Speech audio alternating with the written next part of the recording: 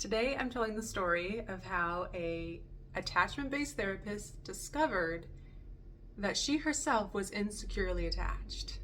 Hi, I'm Melissa. I'm that therapist, or at least I was.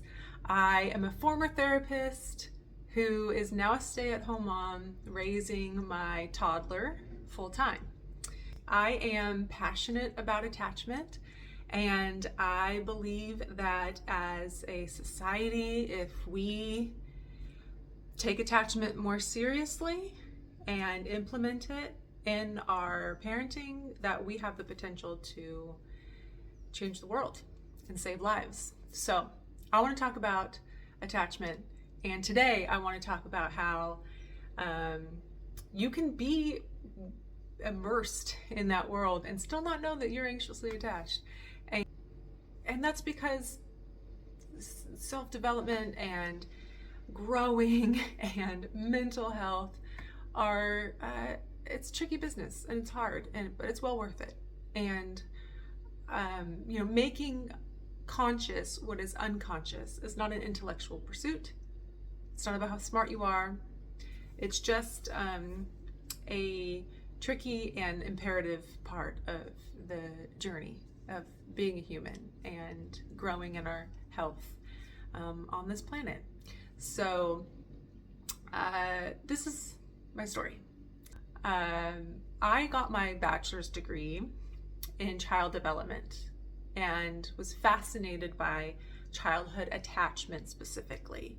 So as I went on and got a master's in social work, I started to work in the realm of psychotherapy, working with individuals, and I started to work with adults and not children, because I saw that adults were the ones raising the children, and they needed support to sort of reparent themselves so that they can then turn around and be greater stewards of care and of life for their children. So I started working with adults sort of around the idea of like healing their own attachment wounds, reparenting the part of them that in like IFS language we would call like the exile. And so I was doing that work, and I was, because if you don't know, at least in the state of California, you kind of work with multiple different people and types of therapies in order to get your license. I wasn't necessarily interested in working with couples, but I did, because that's part of the process of learning how to be a therapist, is you work with different types of people. And I started working with couples, and it's very attachment focused. So I took a training in emotionally focused couples therapy with Dr. Sue Johnson, who's like world renowned in this world of couples therapy and attachment work specifically with couples. And what happened was I was enrolled in this course, couples therapy course, and my boyfriend of 2 years breaks up with me. And he's now my husband. This was like 6 years ago. So we're married now, but at the time, we'd been dating for 2 years. He breaks up with me, and to say the rug was pulled out from under me, metaphorically, it's sort of an understatement. I was completely shocked. I was completely blindsided. I was completely heartbroken. I was convinced that this was my person and that we were like fated, meant to be together, and I was devastated. So I grieved the loss of this relationship pretty hard. And ironically, I'm in a couples therapy training, and we are learning about adult attachment, which is very similar to childhood attachment, because it doesn't matter your age. Attachment is a primal need and a primal drive for all humans. So it's related, but it's different because it manifests in different ways, and the needs of children are just different than the needs of adults. So I hadn't yet learned about adult attachment yet, And I'm in this training, and Dr. Sue Johnson is talking about the dynamic dance between anxiously attached person and a avoidantly attached person, and how an anxiously attached person, if they feel that they need more connection in their relationship, they put a bid for connection, meaning that they move with anxiety, like towards their person and towards maybe problems in the relationship as an attempt to reconnect you. Whereas an avoidant person, which these two people often will get in the same relationship with each other, an avoidantly attached person is more likely to pull away and withdraw as a way to stay close, because they believe that if they address problems, that they're going to make it worse, and then that's what's going to create separation between them and their person. And so one person is going anxiously towards a problem, and the other one is kind of pulling away. They don't want to feel criticized or shame or whatever it is that they're going to feel. And that push and pull, this dance is really hard on people, and it causes a lot of stress, and it's really common adult attachment dynamic. And it wasn't until hearing this description that I saw myself, and I saw my attachment style, and I saw why my boyfriend broke up with me. Because what I saw was, I saw how I really struggled to self-regulate, that when I felt worried, when I felt scared, when I felt anxious, when I felt lonely, when I felt uncertain about anything, but especially inside of the relationship, I would barrel towards him. And I would put that on him. I would spew all of that out. I would maybe be kind of overreactive or kind of critical, and that I was anxiously attached, and I didn't even know it. And I could see how I was over functioning in the relationship because I was so anxious that I would just assume certain roles were mine to do and just do it. I would kind of nag him, for lack of a better word, about like, when are you going to be home? And like, I need a text message. And it wasn't because of I wanted to be controlling, which is the way he viewed it, was that I was controlling. It was because I felt scared and anxious. Because what I didn't realize until then, that I had this deep belief from my own childhood attachment that if my person is not physically with me, that they are not thinking of me, that they are not considering me, that I don't exist to them, that I don't exist to them.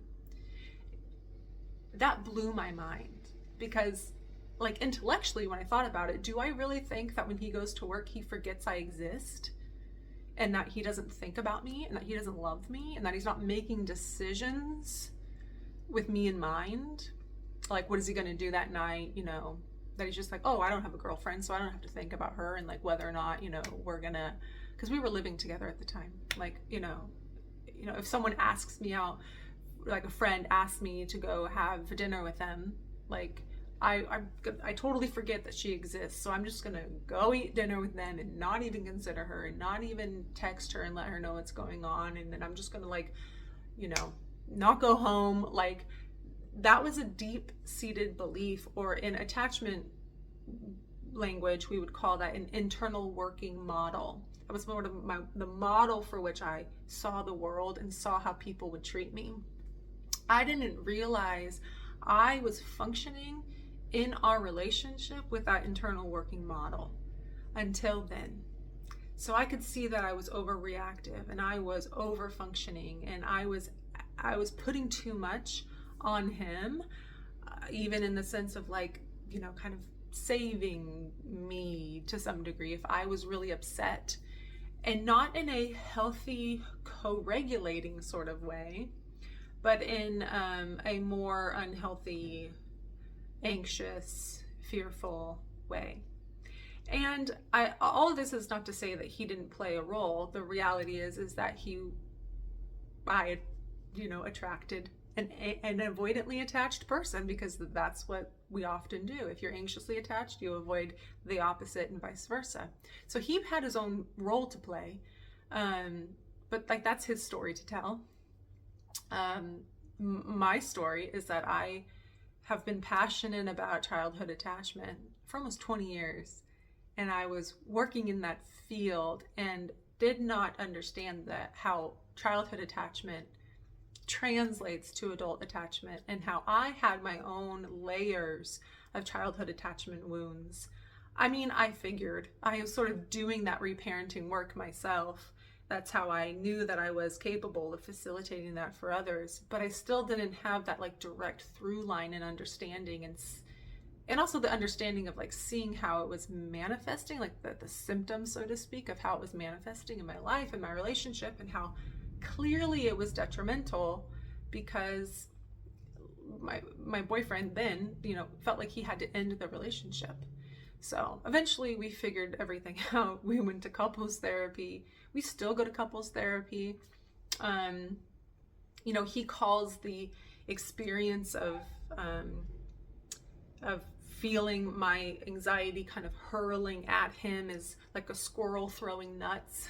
So like that's helpful for us, because he just says like, oh wait, squirrel's throwing nuts, and then I'm like, oh okay. That helps me to be like, okay, I need to pump the brakes a little bit. I need to take self-responsibility here. I need to work on self-regulating and come towards him in a sort of different approach so that we can co-regulate, and he needs to do his own work to help meet me there. It's a whole thing. But, we're still in that process. And the reality is now I'm a mother. When I had my daughter almost 2 years ago, to say again that I was sort of like knocked over by the impact of becoming a mother and uncovering the layers, the multifaceted layers of childhood attachment, not only from being the mother, but also kind of seeing myself now as an infant in a new way. And I've had to unpack childhood attachment wounds all over again from a new perspective, back in therapy yet again, sort of thing. It's been phenomenal. It's been so hard. It's been empowering. It has all made perfect sense, but it's been confusing and hard and frustrating at times. But it's been so worth it. It's been so worth it to see it and to know it and to begin to work through it. And like, have I worked through it all? Do I have it all figured out? No, but I do have a lot of experience, personal experiences and professional experiences. And I know that attachment work is imperative for mental health. I know that starting to do the work as a parent, to take more seriously the childhood attachment of your own offspring, is imperative for the health of our world. And we are all here for different reasons, but we're all here to be our own authentic selves. And attachment is something that creates the safe environment for you to do that, for you to be yourself.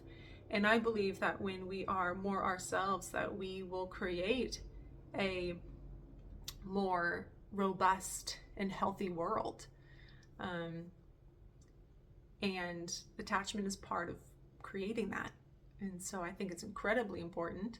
And I can't wait to share more about all of that. Thanks for listening.